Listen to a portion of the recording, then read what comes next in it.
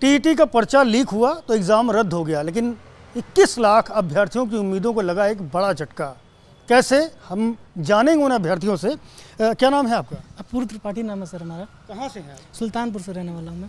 कब से आप तैयारी कर रहे थे इस एग्ज़ाम की? 1 वर्ष से मैं लगातार तैयारी कर रहा था कि 1 वर्ष के बाद सोचा कि जब भर्ती आएगी तो हम लोग जो मतलब फॉर्म भरेंगे, एग्ज़ाम देंगे।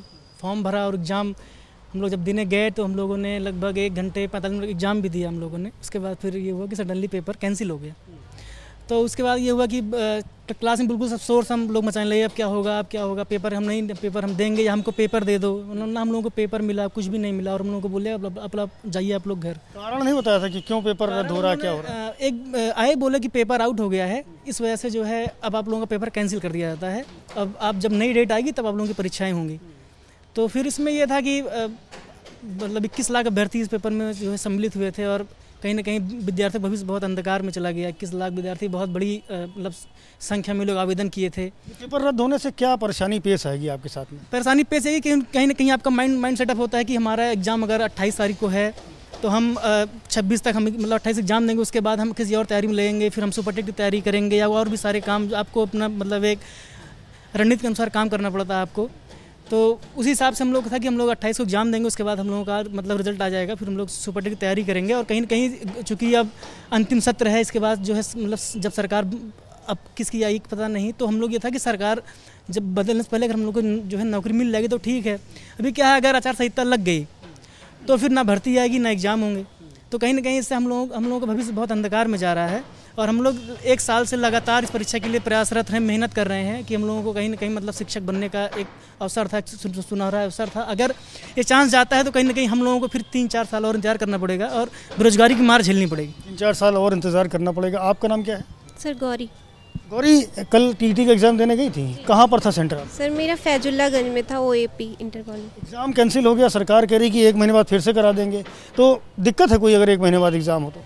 सर इतना जो हमारा टाइम वेस्ट हुआ, ठीक है, इतना हम एक बना के गए थे कि मेरा इस बार हो जाएगा। एक हर स्टूडेंट का अपना एक होता है कि मेरा इस बार हो जाएगा, उसके बाद सुपर टेट का होगा, तो वो टाइम लौटाएगी सरकार।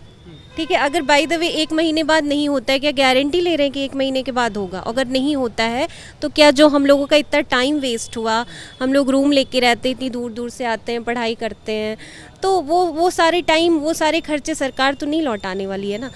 हमारे पेरेंट्स को इतनी उम्मीदें थी कि इस बार हो जाएगा, फिर बच्चे सुपर टेट की तैयारी करेगी, ठीक है, वो सारी चीज़ें हम एक्सपेक्टेशन जो थी, वो सारी एक्सपेक्टेशन कहीं ना कहीं अचानक से ख़त्म हो गई। मतलब ये बिल्कुल ही उम्मीद नहीं थी कि ऐसा कुछ हो जाएगा। तो ये बहुत एक हिसाब से सरकार की लापरवाही है, ऐसा नहीं होना चाहिए। यूपी में इतने सारे पेपर लीक होते हैं तो क्यों लीक होते हैं, इस पे सरकार को एक नियम बनाना चाहिए। लीक क्यों होता है, ये बहुत एक हिसाब से देखा जाए तो ये शासन का एक बहुत बड़ा वो है। गौरी, बड़ा सवाल कर रही हैं कि आखिरकार ये एक के बाद एक परीक्षाएं के पर्चे लीक क्यों होते हैं। मनोबल पर कितना असर पड़ता है बच्चे के, अगर एग्ज़ाम कैंसिल हो जाता है, एंड टाइम पर पता लगता है कि आज एग्ज़ाम नहीं होगा? सर बहुत दिक्कतें होती हैं, क्योंकि बच्चा प्रिपरेशन कर रहा होता है, लगातार पेपर देने जाता है, सेंटर तक पहुंचता है, पेपर दे रहा होता है, उसके बाद उसको 1 घंटे बाद ये पता चलता है कि पेपर कैंसिल हो गया।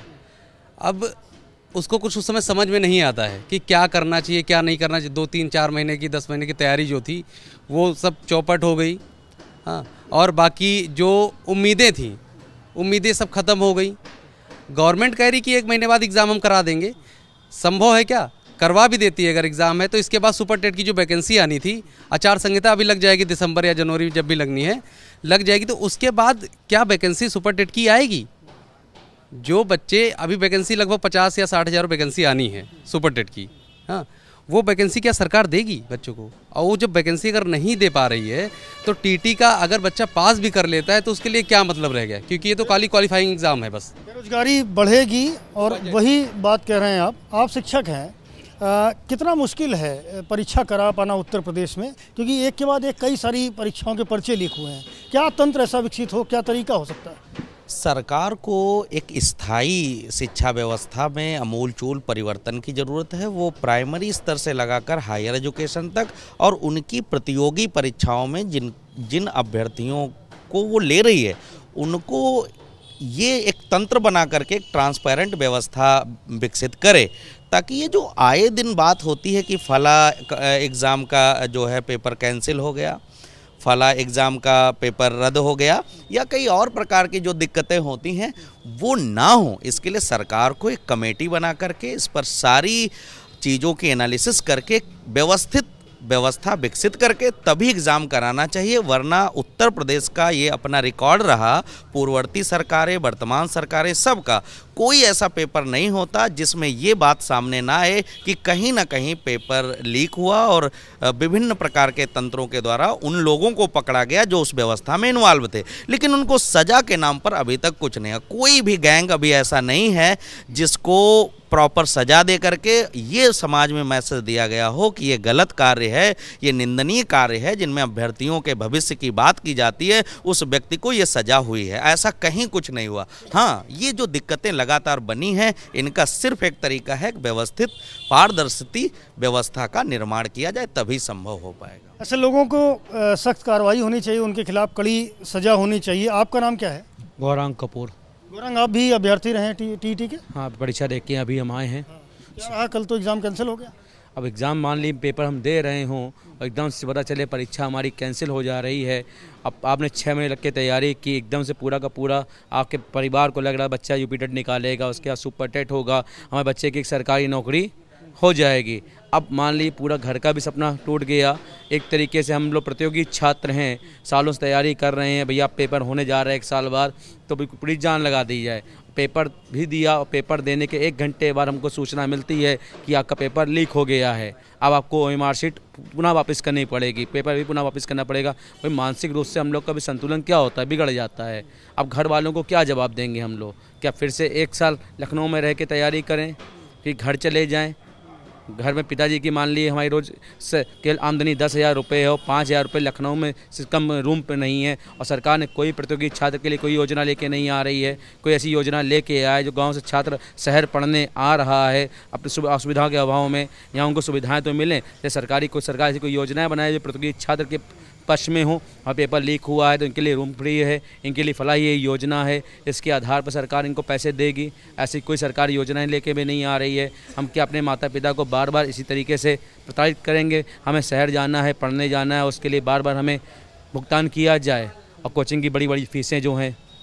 ये शिक्षक हैं और उनके अभ्यर्थी, टीटी के अभ्यर्थी हैं, जिनका दर्द सामने निकल के आया है कि न केवल मनोबल उनका गिरता है, बल्कि परीक्षाओं के रद्द होने के अलावा बहुत सारे ऐसे खर्चे होते हैं, दूसरे शहरों में जाकर के रहना होता है, पढ़ाई लिखाई करनी होती है, तमाम तरह के खर्चे हैं। क्या सरकार ऐसा कोई तंत्र विकसित नहीं कर सकती है जो इस तरह की परीक्षाओं में लीक होने वाले पर्चे पर रोक लगा सकते, साथ ही साथ जो दोषी हैं उनको कड़ी से कड़ी सजा दिलवा सके? कैमरामैन फैसल के साथ संजय त्रिपाठी, ABP न्यूज़, लखनऊ।